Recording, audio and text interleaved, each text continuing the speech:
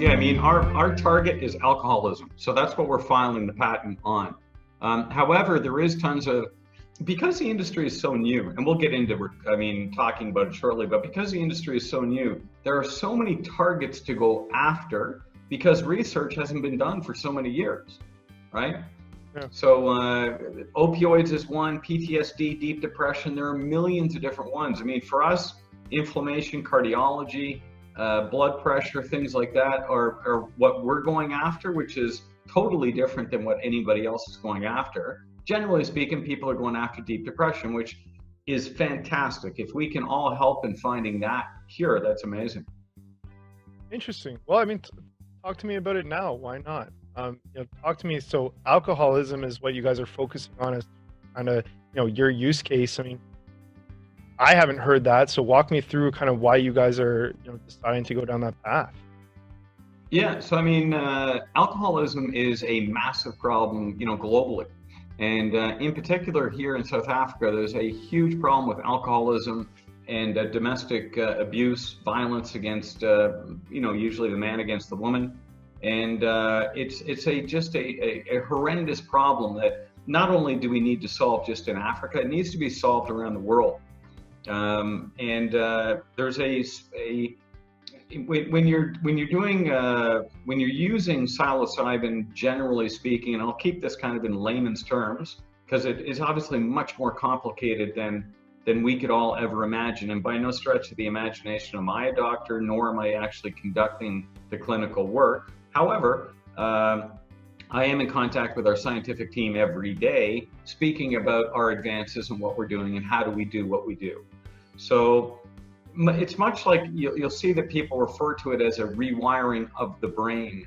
So what we're trying to find are those areas of the brain that are causing certain diseases and things like deep depression, PTSD, things like anxiety, things like addiction. So, why do people get addicted to opioids or why do people get addicted to alcohol? If we can find those areas of the brain and then essentially shock them with in this case, psilocybin, which then causes the area of the brain to receive that shock, much like you would receive if you're if you're just having a heart attack, you need that electrical shock in order to get the heart pumping again. So what this does is it causes that rewiring to occur. So if you're imagining the brain, you're hardwired as you are today, the psilocybin actually goes in and it causes the wiring to be readjusted so that when you come out of what you would refer to as the trip, which is usually say 4 to 7, 8 hours, something like that, you would come out with a different perspective. And it's all about hopefully the individual, the patient, when he comes out, he has this whole new feeling of what feeling good actually feels like. And unfortunately, most that have depression or things like that, when they're, when they wake up in the day, they have this big gray cloud that's over top of them. And it's hard, it's very difficult, more than difficult for these people to cope. And when others who may not have it say to them, oh, come on, just be happy and smile. It's not that they don't want to be happy and smile. They really want to be, but they can't. So the only way that, not the only way, Prozac and drugs like that have been around for 30, 40 years, but one of the ways it's being tested in trials is this rewiring of the brain with psilocybin as one particular psychedelic, and that's being used now to see how it works. Yeah, I guess, talking about alcohol as well as potentially other stuff. So alcohol, really people who are addicted to alcohol or alcoholism issues, they're addicted to the feeling of, of course, being, like you said, under the influence, being under the trip.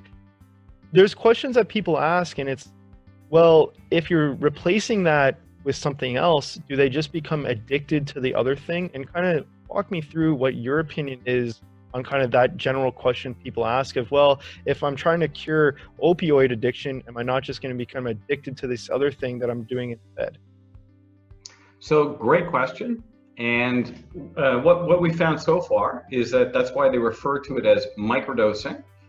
we found that if you're to go in, and remember that all these things must be done in a clinical setting. In no way whatsoever do we condone the average individual to go out and start consuming, magic mushrooms and doing these things by himself, thinking they know what they're doing, because they just don't, and it's very dangerous. So all of this should be obviously done in a clinical setting where the psilocybin, the magic mushrooms, they're administered, and you're under the watchful eye of a psychologist, a psychiatrist.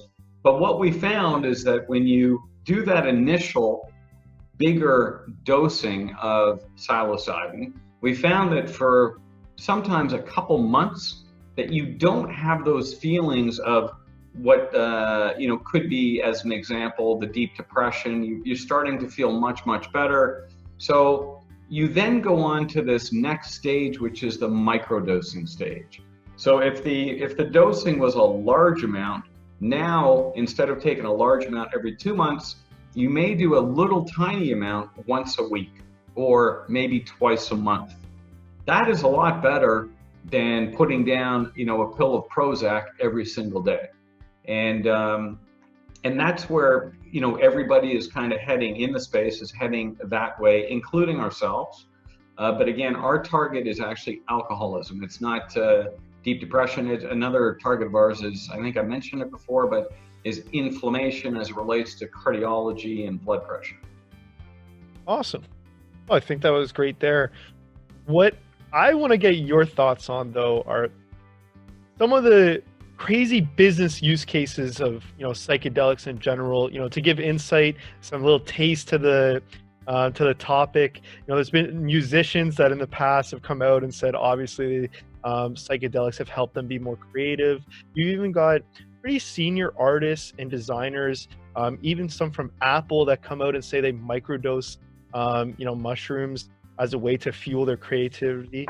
What's kind of your thoughts? And I would love to know your insight as well about, is it ever practical from a legal standpoint, at least in the near future? So really interesting questions, Jason. The number one, really important that, we all follow the rule of law. And the fact is, the law prohibits, in 99% of the countries and cities around the world, it prohibits you from either, procuring magic mushrooms and consuming them. So that's first and foremost, that you have to follow the law. Just because, many people are saying that psychedelics has helped them through, conditions that they were suffering from before and are no longer suffering, and it's the cure-all, be-all, you got to get in there and try psychedelics. That's a dangerous way of approaching the industry.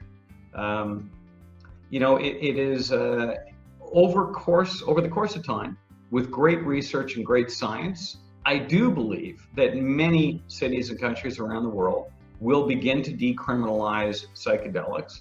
They will enable people to use, in our particular case, psilocybin for magic mushrooms. It will enable people to go into a clinical setting and take psychedelics to help them with certain, it could be alcoholism, it could be opioid addiction, it could be depression, it could be all sorts of use cases.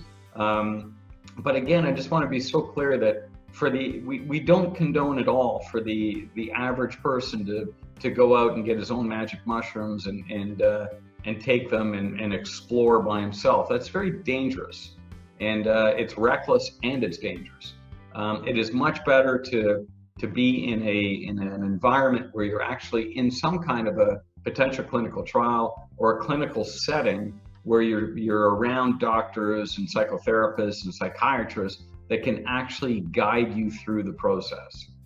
But as it relates to, and I'll just finish up that, but the creativity side, there's been many articles that talk about that, and it is interesting. And these are people that are very credible, and I'm sure their experience is very, very cool and interesting. I'm sure it has helped them, but it's important to always remember, we're only going to hear about the ones that it has helped.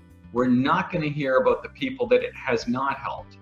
So for those that may have had a bad experience, a bad physical, a bad mental experience, you're not going to hear about those guys putting up their hand and saying, well, you know, I was vomiting for 5 days straight and I was in the hospital and they had to put me on an IV drip.